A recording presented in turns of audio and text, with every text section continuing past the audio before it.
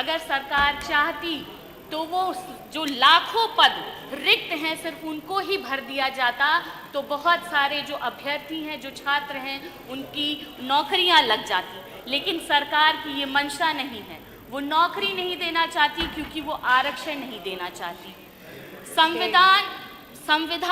संविदा और आउटसोर्सिंग के माध्यम से युवाओं के भविष्य को और असुरक्षित किया जा रहा है। नौजवान ये सवाल पूछ रहा है कि हम सब्र कब तक करें। उनकी उम्र निकलती जा रही है, अवसर खत्म होते जा रहे हैं, परंतु प्रदेश में युवाओं के सपने भी टूटते जा रहे हैं, परंतु ये सरकार सुनने को तैयार नहीं है। ये राजनीति का हिस्सा नहीं है माननीय अधिष्ठाता महोदय, बल्कि संविधान में मिले अधिकारों की रक्षा की बात है कि किस तरह से आज उत्तर प्रदेश की लोक सेवा आयोग पे जिस पे लाखों युवाओं की जिम्मेदारी है, जो अभ्यर्थी दिन रात मेहनत करके पढ़ रहे हैं, उसकी जिम्मेदारी है, पर आज वो संस्था किस तरह से सवालों के कटघरे में खड़ी हुई है। सवाल यह है कि क्या वाकई उत्तर प्रदेश की लोक सेवा आयोग ईमानदारी से आरक्षण दे रही है छात्रों को? क्या वो वंचित वर्गों को उनके संवैधानिक हक से वंचित नहीं कर रही है? हम देखते हैं कि कभी आरक्षण रोस्टर में गड़बड़ी हो जाती है, कभी पदों की संख्या स्पष्ट नहीं की जाती, कभी चयन सूची में वर्गवार विवरण नहीं दिया जाता, कभी योग्य अभ्यर्थियों को लंबे समय तक न्यायालय के चक्कर काटने पड़ते हैं। यह सिर्फ प्रशासनिक चूक नहीं है, यह संवैधानिक व्यवस्था के साथ खिलवाड़ है।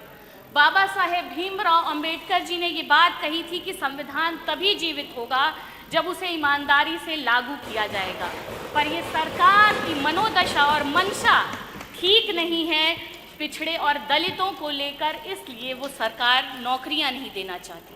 संविधान की मूल भावना मान्यवर सिर्फ समानता थी। समानता का अर्थ समान व्यवहार करना नहीं है, बल्कि असमान परिस्थितियों में समान अवसर देना है। उसी असमान परिस्थितियों में समान अवसर प्रदान करने की बात का नाम है आरक्षण। सदियों तक कुछ जातीय वर्गों को विशेष रूप से शिक्षा, भूमि, सम्मान और समान अवसरों से वंचित रखा गया। ऐसे ऐतिहासिक अन्याय की भरपाई करने का नाम है आरक्षण। शासन, प्रशासन, संसद और विधानसभाओं में सभी वर्गों की भागीदारी हो और सभी वर्गों की आवाज उसमें शामिल हो, उस आवाज को शामिल करने का नाम आरक्षण है। समाज में संतुलन और न्याय लाने के लिए एक संवैधानिक उपाय बनाया गया, उस उपाय का नाम आरक्षण है। लेकिन आज ये सरकार उस आरक्षण को देने के लिए अपनी उनकी मंशा ठीक नहीं है, इसलिए वो पद ही नहीं निकाल रही है, वो लोगों को नौकरियां ही नहीं देना चाहती।